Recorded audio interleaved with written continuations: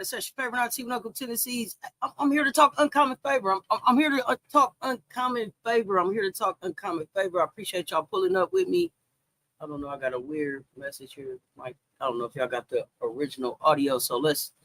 Bam! What is up with the squad? It's such your favorite auntie Uncle Tennessee's. I think StreamYard got me with some audio now. So we're talking uncommon favor, y'all. Uncommon favor. We're catching up chapters 1 through 10. My apologies. I owe y'all an apology. We should have been had this show, so this is a makeup show. We only got like 3 more chapters left after this one. We only got like 3 more chapters left after this one, so we're gonna be wrapping it up. But I wanted to kind of just catch up because I know some people were picking up their books still. They hadn't had a chance to get them. We had talked about a few things, but y'all let me know in the chat how are y'all enjoying the book so far? What are y'all thinking about the book so far? Let me know. I'm totally enjoying it. I finally got to, I guess, the part of the book that I was looking forward to. This chapter 9 is probably my favorite chapter because it's the one that really gets into the part of the coaching, like the madness behind the coaching. So this is, this is the chapter lesson number 9 is respecting the power of habits. So that's probably been my favorite chapter so far. 1 second.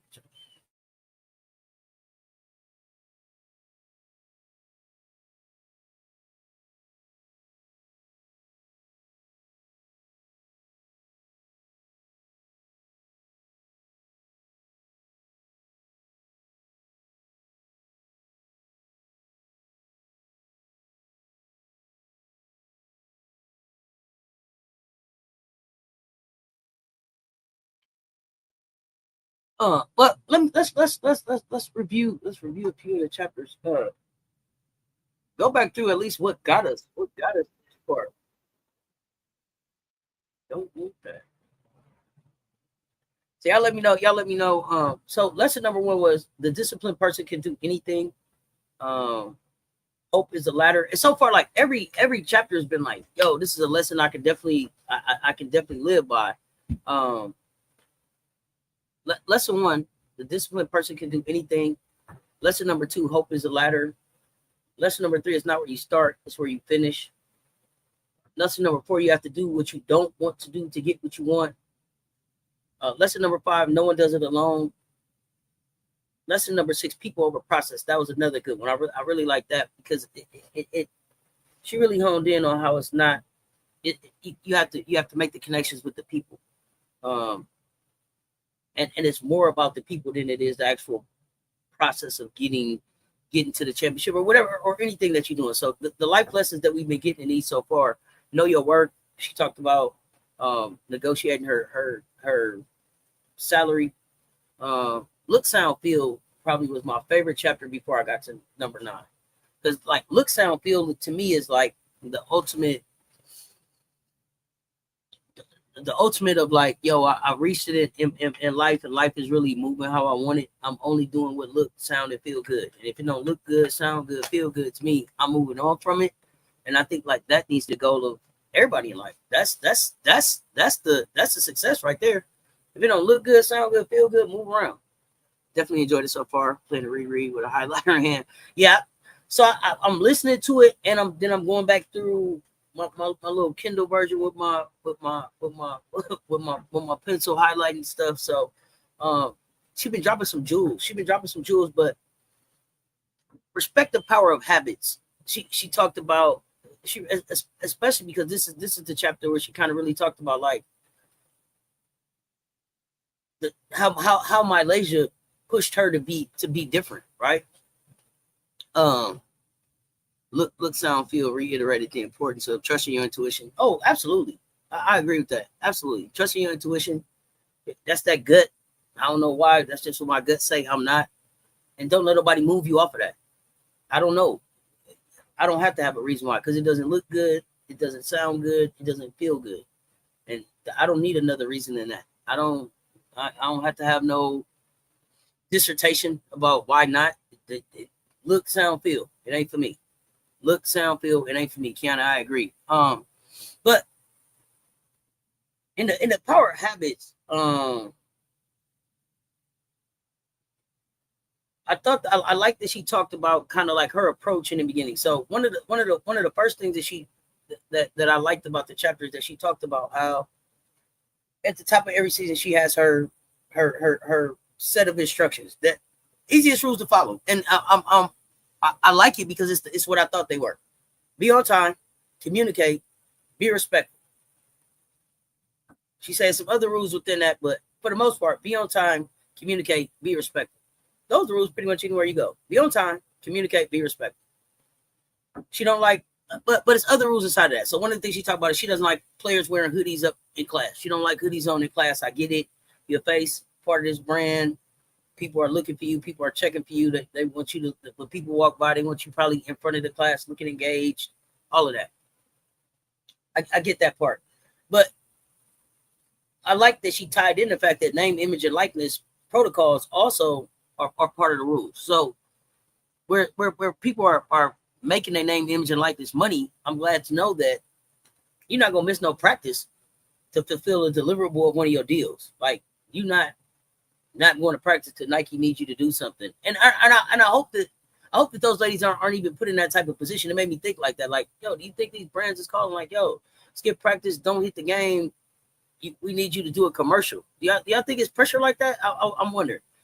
Emily, what's good? Political Lil, what's happening? Yeah, come in, run them lights up, hit the like and the share, because they both right there. Kiana, yeah, let me know.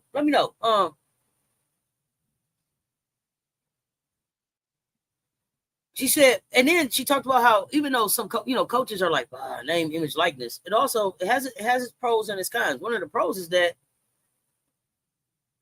you're not going to do anything to these players aren't going to do anything really to throw those deals off either, right? So it's another kind of like check and balance for good habits and balancing work and life in basketball. They stress healthy habits standards in South Carolina. We know that you can't fly under the radar.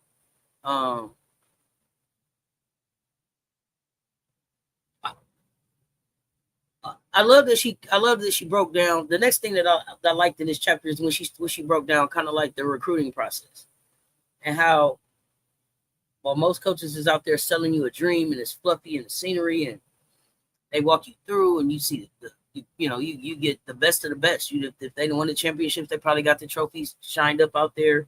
They got former stars from the school hanging out. They got they set up a group of people for you to hang out with, the tour, all of that. The process is totally flipped on it on his head. She asked about their non-negotiables from the gate. What's your non-negotiables? If you don't got them, let us know. Move around. No sense of wasting time. I like that. I love that everything that they're doing, that she's doing in the program is so transparent. But it also translates into life. Like, it's easier to just move around if you're just transparent with people. What are your non-negotiables? If we don't got them, there's no reason to move forward in the conversation. So what's the non-negotiables? Question themselves. Can you see yourself here? Kia High Life, what's going on, fam? She's very inclusive in the process. Appreciate the like and the share. Who is it? Who do you want to text at 3:00 in the morning when you having one of your worst moments? I want to know those people. What coach do you think is going to pick up? A school might be a legacy program. This is a direct quote. A school may be a legacy program. It may have every bell and whistle when it comes to facilities, but I remind recruits that you can't hug a building during your dark night of the soul. I'm just saying my coaching style is full service. We're full service here. But with that attention comes extraordinary standards. Meeting that standard. If I'm going to be full service, I'm giving you 100%. I'm picking up when you call and I'm doing all of that. There's some standards that you have to meet. And I think that shows up in the way that they play basketball. She also said, before you commit, I want you to consider the reality down the line. What if you hit a slump? What if you don't play? What if you don't start? Many coaches do the opposite. They make guarantees. You're going to play 30 minutes every game. You can't tell a kid that. You can't tell a freshman you're going to play 30. I love the transparency. Do y'all think that helps or hurts in the overall recruiting process for South Carolina? How do y'all think that transparency shows up in other avenues of life that I think these kids can learn from?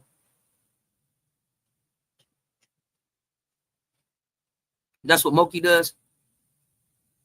He's saying play 30 minutes every game. You're gonna tell a freshman she's gonna play 30. I think that's what you're saying right there. In this chapter too, she also talked about a major turning point in her coaching style early at South Carolina. And this is after she had years of success at Temple. And I think that's what's so refreshing about the book for me is that she's continuing to evolve. We're continuing to see her growth, and she's so transparent about these major milestones along the way. 1 second, John.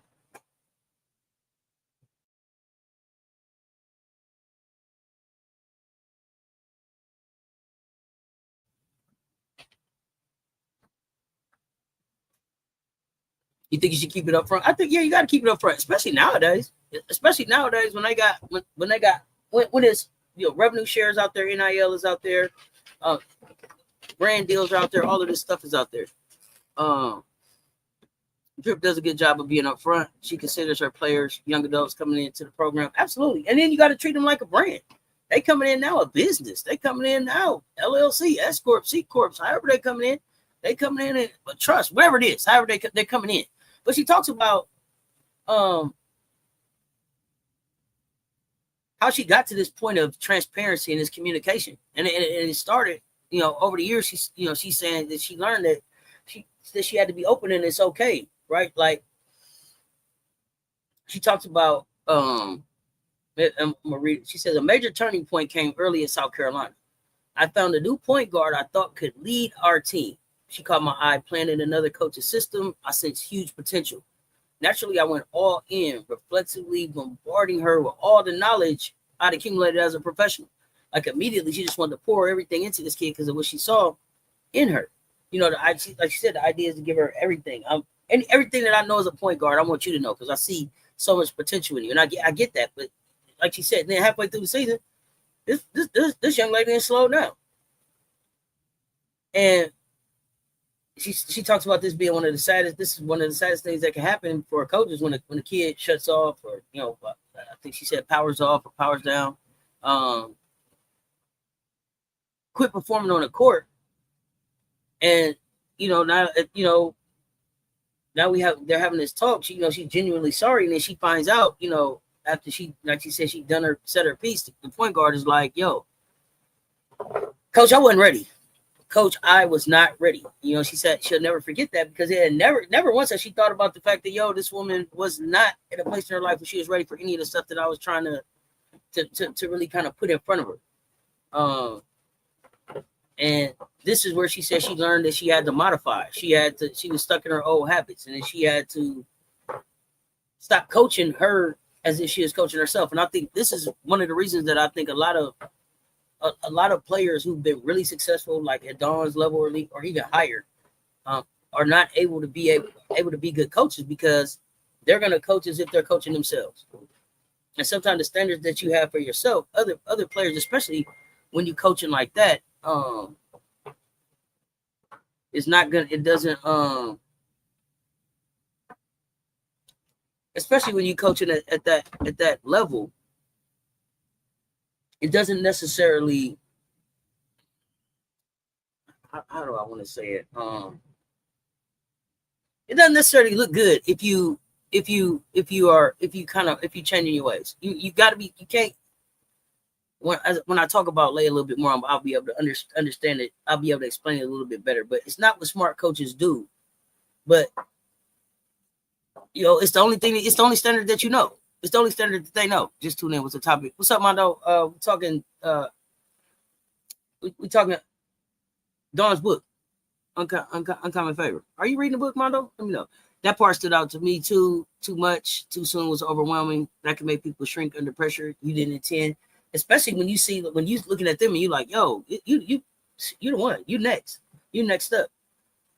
I really agree with her on that part. Everyone doesn't operate like you. Yeah, everybody doesn't operate like you. Even if you see that greatness in them, like I see greatness in you. I see that you can be better than me. I see me in you, but I see you being able to be better than me if you just know these things. And that's where being able to meet people where they are comes into play. And I think, and I don't know if it was just from this lesson, but based on the book, it seems like this lesson at least started her into really dialing in and meeting these young ladies where they are. I don't think she ever just looked at them like ball players, but really like taking a step back to say like, and really connect and say, give space and grace to be able to have those real conversations. Oh, okay, Mondo, man, you gotta check out the book, man. You got to check out the book. But I want to, especially because you're a coach, Mondo. So I definitely want to hear your thoughts on that. Have you ever had a player that you saw like, yo, all the potential in the world, and if you could just learn these couple things, man, you gonna be the next best thing since sliced bread, and then have that player shut down on you. Let me know.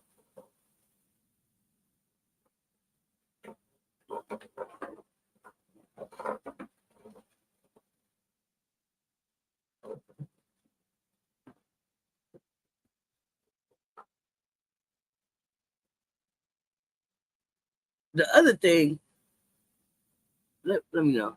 I definitely want to know that, Mondo, if you've had that happen with players.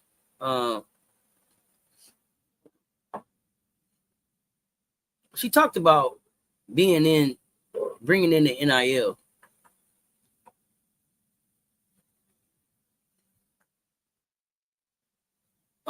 Never had that experience. Okay. She talked about how NIL changed things in this chapter as well. Not much that we didn't really know as far as like NIL, except that I think what I liked about it is that her approach was that when they're in the meetings with the ADs and they're talking about coaches being agitated because the NIL income changes, kids being empowered, relationship risk, all of that, because they become more transactional. Dawn's approach is like, yo, NIL is not really going back in the bag, so you got to have some foresight. She talks about what are the things that you can do as a coach and administrators to understand what the players want and deliver that without compromising the program. How hard is it to not compromise the program?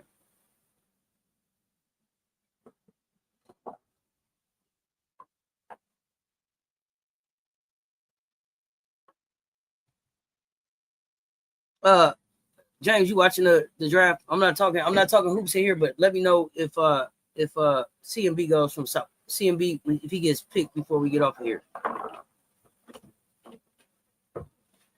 I think that NIL, like she says, it complicates the pictures, but the picture, because now you're not just an elite player, but you're also a brand. But I like South Carolina's approach. I think her approach was like with care. It's finna start. What y'all want to do? I'm gonna help y'all get an agent, set up some Zoom calls, give you some financial literacy, all of that kind of stuff, so that you making the best decisions that you can with the money and the opportunities that you're gonna get. Now, I don't hear a whole lot, and y'all tell me if y'all do. I don't know how much NIL they get as far as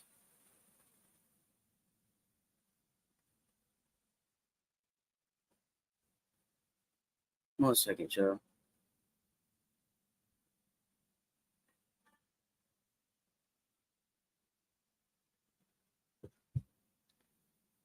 One second, y'all. I got a message here from StreamYard. 1 second.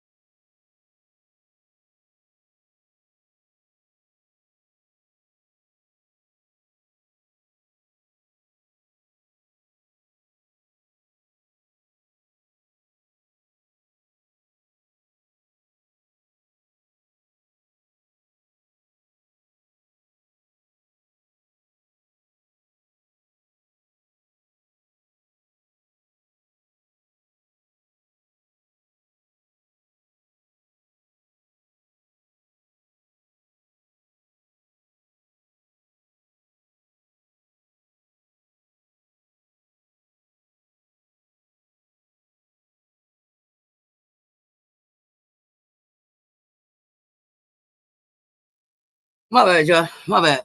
CMB is the 5th best available. We're gonna find out. All right, thank you. My bad, y'all. StreamYard is trying to stop me, but I ain't going for that. I want to talk about the NIL and the changes that makes as part of the transparency that she has around kind of like this Don Staley 2.0 coach that ended up coming out of this NIL Malaysia Fuwali kind of time frame. She says she's an old dog and I'm still learning new tricks. I'm seeing this now as a coach, as I coach homegrown phenom Malaysia Fuwali. She's a generational talent, beloved in this community. Everybody in South Carolina has been watching her rule the court since she was in grade school. Malaysia is a show woman. She loves the spotlight during the games, but she eschews that same attention when she's not playing. She's naturally quiet, reserved. She's intelligent, but she doesn't reveal that side of her to just anybody. Her success is forcing her front and center, and she's having to progress more quickly than she expected to. But she's prideful. She doesn't want to need anything. She would rather not ask for help, even if that causes more damage to her. I thought that was telling about Lay. I thought that was telling. I didn't realize that Lay was so quiet. Like, I know that she's reserved, but I didn't know that she was as quiet as Dawn talked about. She said when she first got to college, she wouldn't even talk. From the way she light up and how she had so much fun with her teammates on the sideline, I was surprised to hear that she was so reserved. I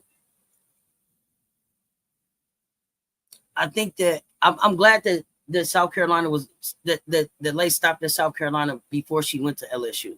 Like, LSU was on Malaysia's journey because that's where she ended up. That's where she ended up.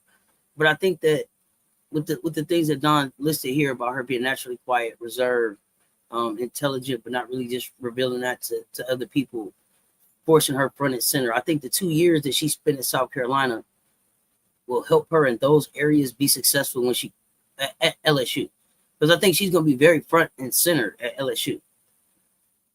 He went to the Toronto Raptors. All right, thanks, James. Man, they were saying the Chicago Bulls, but I guess that means Chloe got to be a Toronto tempo.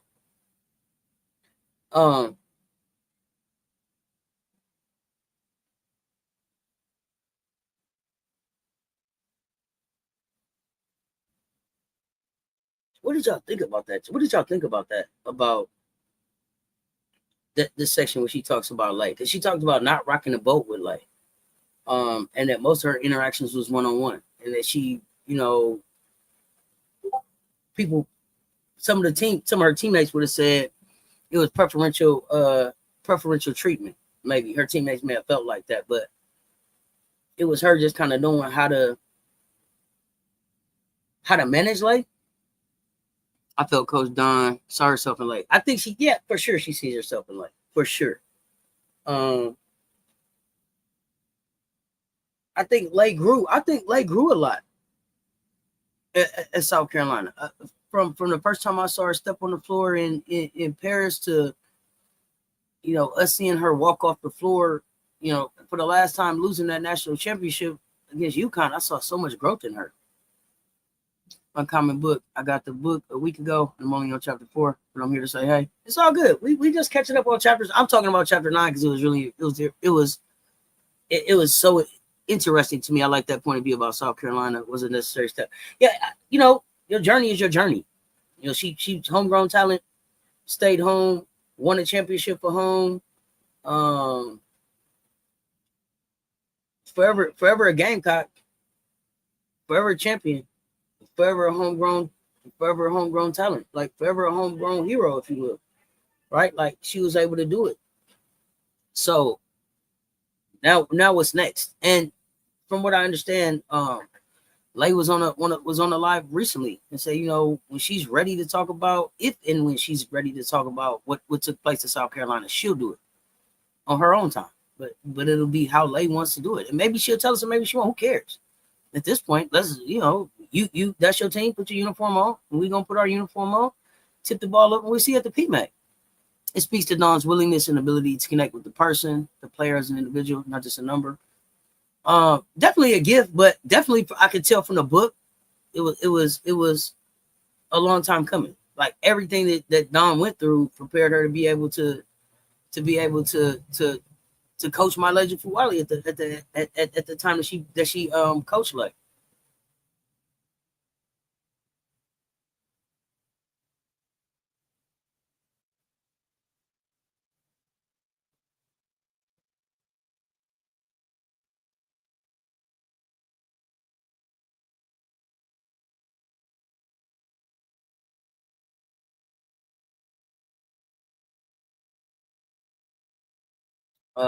What team did CMB? CMB went to Toronto, y'all.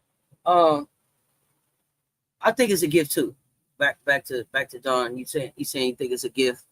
Not just a number, but not only that, but taking the time to figure out how to reach each person every season. Like, I can't yell at you. I can yell at you. She said she got at Lay one time in front of a group and it didn't go well. Like, you know, Lay shut down.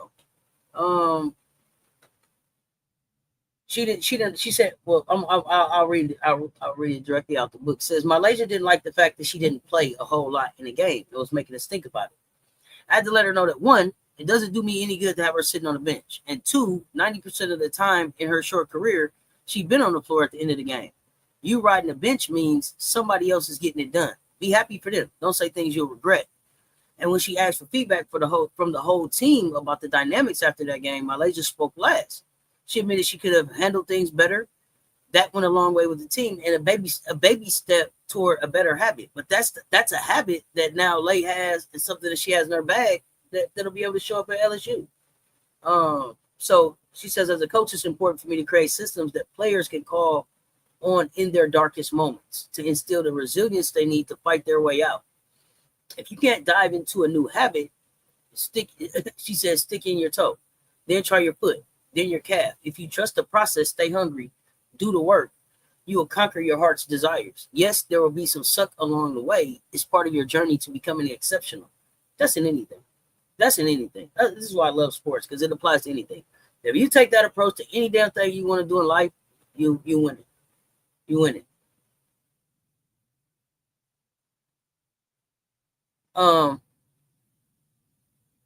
The next part that she talked about in this chapter was, what happens when players are a detriment to the team. And basically it's what we know. If she determines that somebody's a detriment, whether that's habits, principles, standards, they got to move along. She says she has multiple opportunities, not just one, not just two, not just three, multiple chances to course correct. If they can't or won't, I choose team. So that lets me know that the players that we've seen move on from that program, or be dismissed from that program, it wasn't one time, it wasn't two times, it wasn't three times, probably wasn't even 4 or 5 times. It was probably time and time again before it was like, yo, you're just not getting it, and I have to choose the team. So, I think that gives some insight into kind of what happened. Yeah, team first always. Kind of what happens with players that end up being dismissed from this program. But even when she dismisses you, there's still always a connection. You can still it seems you can still always count on her. She said it's unfortunate when you're going to hurt a young adult in their playing dreams. But if they've had opportunities to pivot and haven't, they need to be okay with being cut. Choices have consequences, and that's a lesson of its own. Many members of my team have shared that their friends ask, how can you play for her? I have a reputation for being demanding, tough, uncompromising. Sometimes the words used to describe me are NSFW. My standards are known to be high, and my tolerance for slacking and shirking are low. When my players share how intimidating I seem to outsiders, it always makes me smile. Facts are facts. I'm not the coach for everybody. Really, I'm not. Like, seriously. This is how I know me and Don. When I read that, that was it. That was it for me. That was it for me, because I tell you all the time, I ain't for everybody. And I know it. Life lesson. I don't care how good you are. Maybe that's just me. Yeah. Now, I ain't mad at it. Team first always. Yeah. That's how I knew that. This is how I know this is a coach for me. Man, I ain't for everybody. But I thought that this part was interesting. I'm not gonna keep y'all here forever, because we usually do like 30 minutes, 45 minutes. I'm not gonna keep y'all here. But I didn't even really get into chapter 10, because chapter 9 was so enlightening to me. I thought it was interesting that she said often it's parents resisting my methods the most. They have their own habits that need breaking. So not only is she trying to break the habits of your child, but she's also trying to break your habits. She says, when I got into coaching, parents were older than I was. Now I'm older than they are. The style of child raising has evolved from strict to lenient. Parents are friends with their kids, something my folks would find bizarre. They also helicopter over their children, wrapping them in cotton wool so they never get wounded or fail. I'm not here to say that's a good or bad thing. What I can say is that when their daughters come to me, my attitude is different. I warn my players, your parents don't want you to be uncomfortable, and they do everything in their power to make sure you don't feel the pain that they felt growing up. I'm the direct opposite. I want you to go through a breakup. I want you to have a crappy game. I want you to bomb a test, to be challenged physically, mentally, spiritually, to find yourself stuck in a bad month or even a bad season. Because from these moments, growth takes place. You got to get real uncomfortable to get to the growth part. I love the honesty throughout the book has been outstanding. But in probably this chapter, because I can tie it back to so many direct things with the team, it's ringing a little, it's ringing truer for me. Mistakes are how you learn not to repeat harmful choices. Evolve into independent women who make wise decisions, break bad habits. Baseline. I tell every player, I love you enough to allow you to hurt. If you can't fight through or function in that distressing space, That's just not basketball. Being great isn't good enough. So there's that.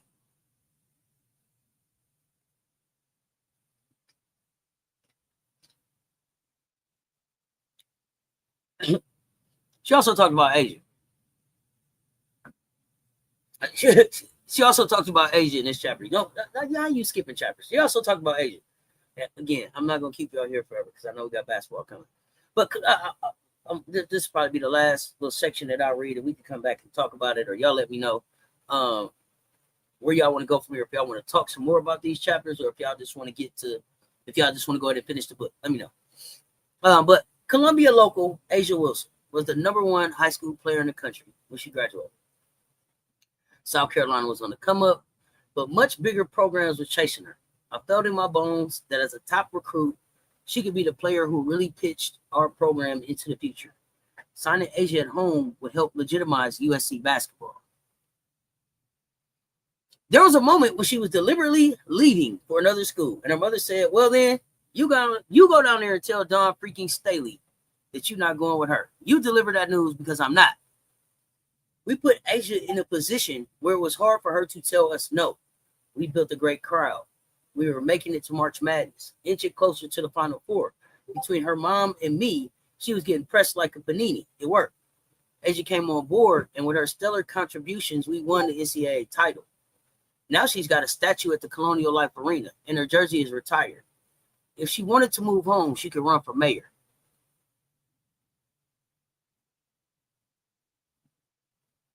I love that part.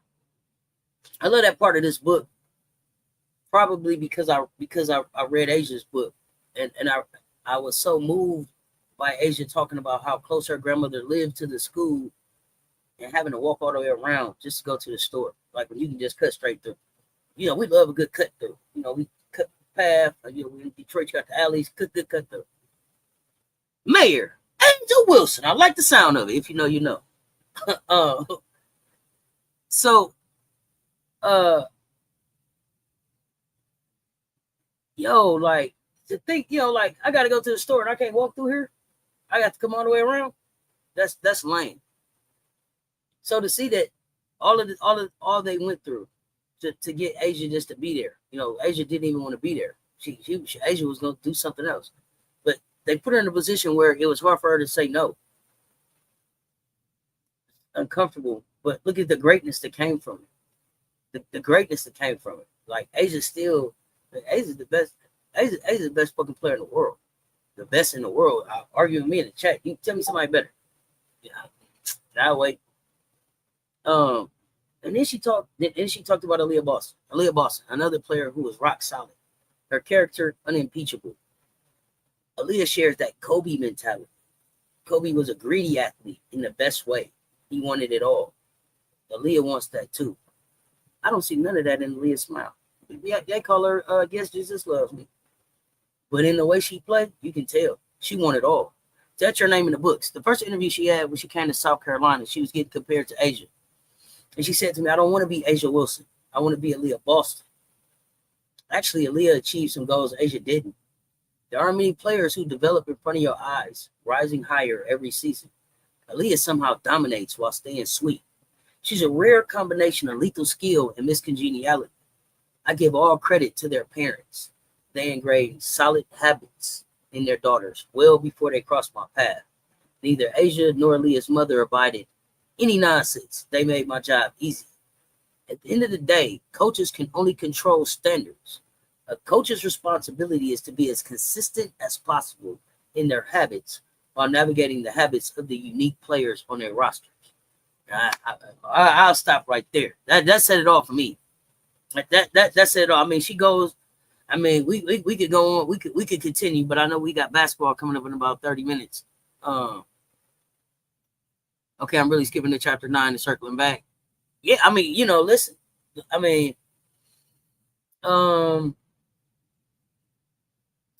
okay, because I said I was finished, but I ain't. I gotta finish this part of it because nowadays some young people equate caring with giving them what they want instead of giving them what they need. That is such a big deal right now. So many people walk around here giving people what they want. You don't even need that. You don't even need that. You want it, You don't even know why you want it. Once you got it, you don't even know what to do with it. But if I give you what you need, you can get to what you want. If I give you what you need, you'll be able to provide what you want. But that's where oh my God, this is where we get messed up. This is where we get messed up. If I give you what you need, you'll be able to provide what you want for yourself. But this is such a instant gratification type of society. Because people are so quick to get what they want. But without fail, I'm going to give them what they need to be successful. They can hate me in the meantime. I'm cool with that. I don't need that. I don't need that to do my job. Popularity doesn't move me. What moves me is sending my players into the universe ready for anything. A tight-knit bond doesn't happen with every member of the team. That's okay. It doesn't need to. I remain available. The offer of me in their corner is theirs for the taking. I've had the benefit of doing this for a long while now. I've had multiple players leave South Carolina. They come back to tell me how grateful they were for the valuable habits they developed while playing on our team. When people ask what my best days as a coach are, they assume I'll say we win a national championship. 3 titles in 7 years feels incredible. But the days I love most aren't ones on a basketball court at all. They are the graduation ceremonies followed by the WNBA draft. Graduation day is bittersweet because it means the birds are leaving the nest. Yet I also see it as a promise fulfilled. For some of these young women, obtaining their college degree is a feat that can not only change their lives, but do the same for generations of their families. I rarely cry during graduation, but you will see me shedding tears during the draft. Graduation from college is within your control. You've done the work. You got the grades. There's a formality to it. Hearing your name called at the WNBA draft, it hits different. That's a lifelong ambition that they put as much work into as they did to earn their diploma. They bled for it, sweat for it, sacrificed so much to make it so. It's never far from my mind that only a small percentage of women will go to the WNBA. Each draft day, I see my players overcome with emotion as a stranger says their full legal name out loud, and it hits her like an arrow that everything she's foregone was worth the sacrifice. The habits paid off. Hey, habits. Big Drip gave her players what they need, and look how the ones that wanted to play in the W are doing. They ready? Oh yeah. What? Gamecock's all over. We all over. It's so easy to be an enabler, but preparing to be successful is the goal. And she ends it with, I can't help it. The relief and sweet gratification of that moment bring on uncontrollable tears. On draft day, I feel full. I mean, listen. She don't even do this thing about the championships. It sounds like that stuff is just like the cherry on top. The dream merchant. See, people, the dream merchant part that she talks about, that's real. The being a basketball coach is just the vehicle with which she's able to do that, right? Like, I think it's so dope. Like to grow up to be a dream merchant. I want to grow up and be a dream merchant. That's the dopest thing I think to be able to help somebody else to get to where it is they want to be. But that's where we at with chapter 9. I appreciate y'all letting me read some of that and talk through it. Y'all, for those of y'all who are gonna be on the rewatch, y'all make sure y'all comment. Let me know what y'all thinking about the book. Okay, we need to make some decisions now. Are we coming back to talk some more about chapters 1 through 10? So put a 2 if you want to do that, and put a 4 if you just want to finish the book. Put a 2 if you want to come back and talk some more about 1 through 10, because I didn't even get into chapter 10. Or if you just want to finish the book and come back and talk. So 2 or a 4. 2 or a 4 in the chat for me right quick, and then we'll get out of here. 2 or a 4 in the chat, and then we'll get out of here.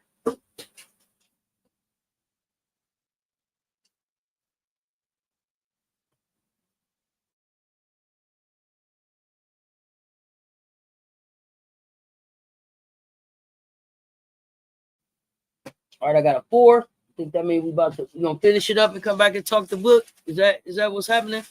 I'm good. Okay, 2. I mean, I'm down for whatever. I'm enjoying the book, and then we need to start thinking about what's the next book that we're gonna read. What's the next book that we're gonna read? Make sure that y'all celebrate Big Drip. We got 2 Gamecocks that are on the New York Times bestseller list. I think she had got up as high as number 2. I think she had got up as high as number 2. We're supposed to do these meetings on Mondays. I will make sure to schedule for next Monday before now joining the conversation. But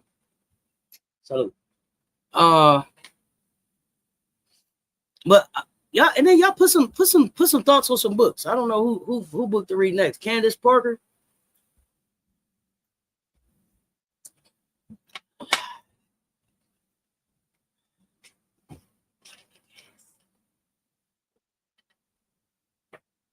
Going to the gas station.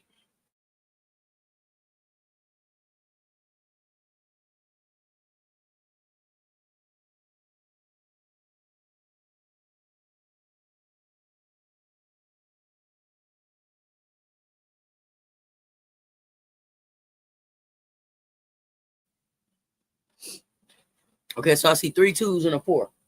So we'll come back and we'll talk 1 through 10 one more time, and then 11 through 13, and we got to get to the next book. So 1 through 10 one more time next Monday. 11 through 13 after that. We're gonna wrap it up. Thank you.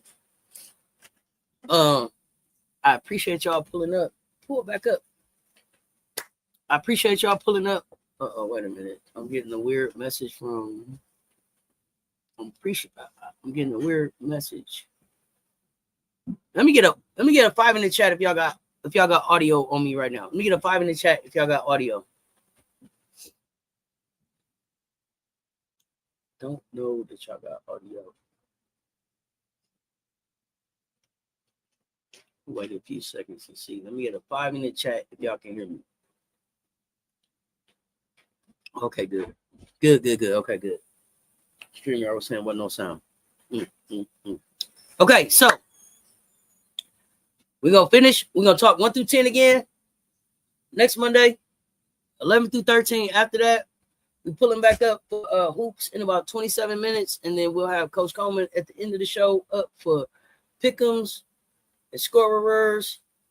Be on the lookout. We got the bullying video dropping from Poly Sports T, and we got a South Carolina video dropping. So Chloe looked like she put on some weight. Chloe put on some weight and got a 6-pack. I'm trying to tell y'all. But we'll talk about that. We gonna and then I owe y'all a basket. I owe y'all a Gamecock. So we gonna talk some college hoops. I won't say tonight because basketball is gonna end so late, but maybe tomorrow. Tamika Catchings. Oh yeah, I love catch. Yeah, yeah. Let's vote on that one. Tamika Catchings. I love that one. Yeah. Chloe put on some weight, and Chloe and Tessa got 6-packs. Chloe and Tessa got 6-packs. So y'all know what that means. We hooping. We hooping. But I appreciate y'all pulling up and rocking with me. If you did not hit the like on the way in, hit the like and the share on the way out. Rewatch gang, leave a comment so that I know that y'all pulled up. If it's your first time here, hit the subscribe button. Don't miss the next drop. Until next time, y'all stay tuned. Talk soon. Let's talk sports.